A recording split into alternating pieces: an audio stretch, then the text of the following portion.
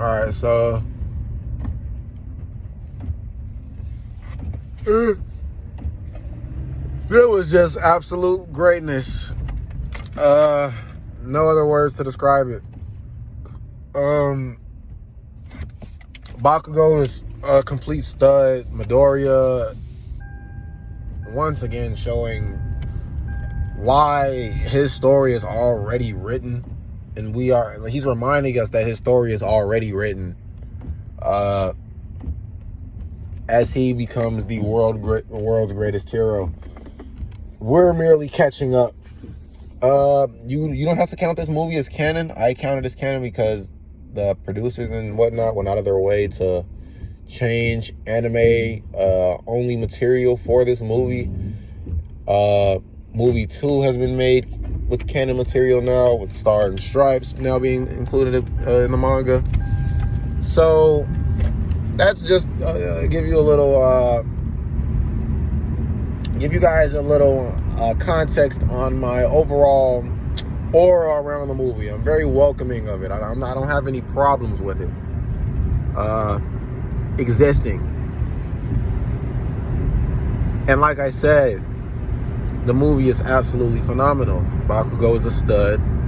Midoriya is beastly. Todoroki, he's back. He's stronger than ever. He's faster than ever. I won't lie, he's faster. Oh, fucking shit, these braces are absolutely horrible. He's faster than ever. I just can't say it fast. Faster than ever. There we go. I said it. That might be extremely cringe to you, but trust me, these braces are a new thing to me, and I'm proud of myself. But back to this movie.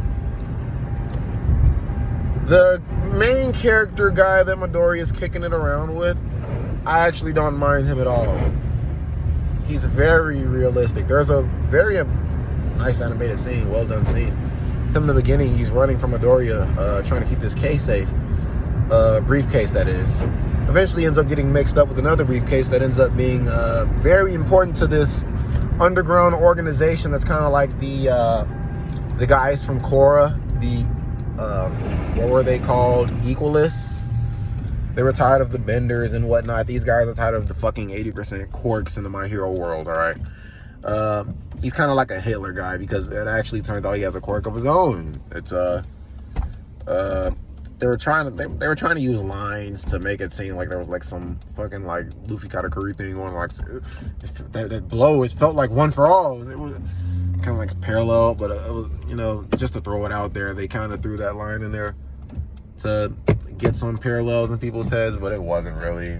His quirk was he can repel anything, and it's kind of based on the translations, the subtitles. It's kind of up in the air about how you want to say his quirk worked in terms of his backstory. Does his quirk repel emotions? I'm assuming it repels like ultraviolet light. Maybe that's why he glows blue. But it repels force as well, and he's somehow also a very trained fighter. He's boxing with 100% Midoriya like it's nothing. I can understand how his quirk can keep up, but it's like he is fighting. But it's absolutely studly. Don't get it twisted. It's beastly. I thought Bakugo's sequence couldn't be topped. Midoriya's sequence was outstanding. We never see Midoriya hand to hand. Like boxing, like the most manly fight we have in My Hero Academia is Midoriya versus Gentle. This absolutely destroys that. Midoriya versus Blue guy. Oh my god. Repel guy? Shit. Best fight in My Hero. Shit.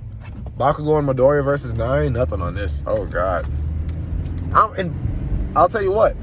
Bakugo versus the fucking chain guy in this movie, better than Bakugo and Midoriya versus 9. Yeah. I'll tell you what. Todoroki's Flash Fire Fist and Ultimate Attack on that spin quirk guy who was spinning people's quirks around and shit. Better than fucking Midoriya and Bakugo versus 9. This movie is absolute greatness front to back. the hype of the end made the build up of the story that was already a pretty decent 7 to 8 out of 10 so much more worth it. It was just like, wow. The action was already great with Spider-Man, Midoriya. What else am I missing? I know I'm gonna forget a bunch of things because they make you go see this movie twice. When I tell you, before the last 10-15 minutes of the movie, I would have been able to come on this phone and tell you everything about the movie front to back, all of my favorite scenes. But then all of a sudden Bakugo was getting cut up and whoa, they just not slowing down. They're just not slowing down. Holy fuck. Holy fuck. I'm trying to think of some other scenes in the movie that were pretty nice. There was a nice touch with the kid, the quirk that didn't allow him to lie. Midoriya, again, being beautiful in this movie, saving people, being pure honest Midoriya.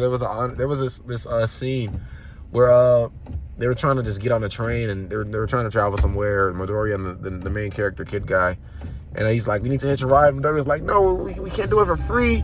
No, we gotta pay." He's like, "No, we gotta go." And Midoriya, he jumped on with it with the one for all and shit. He's like, "Fuck it, we gotta get on."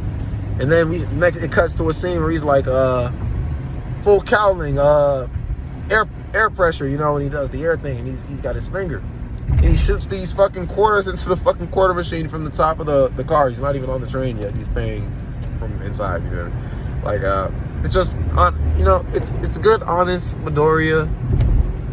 That's why we're here for My Hero. People say Midoriya is boring as a main character. Listen, one has to come to the realization of what My Hero Academia is. Midoriya is a cookie cutter turned, like, the way he works, the way he studies his craft, the way he studies his job, his passion, other people's passion in terms of heroes, their quirks, how they develop.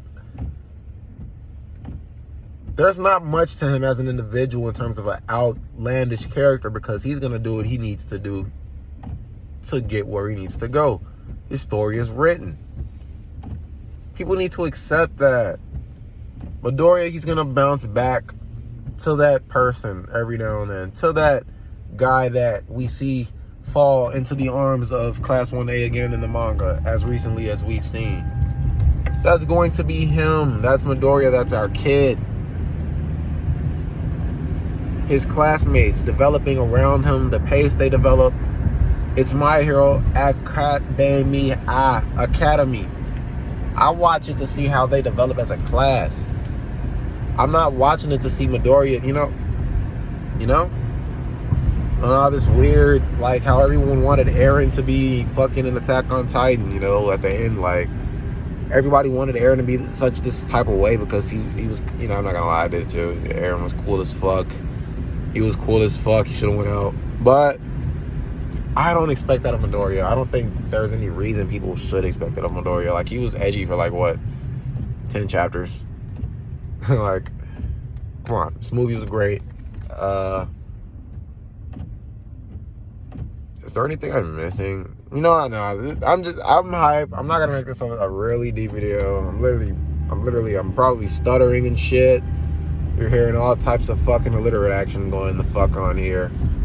I'm probably gonna throw some fucking, and I'm sorry I'm in the car and shit too.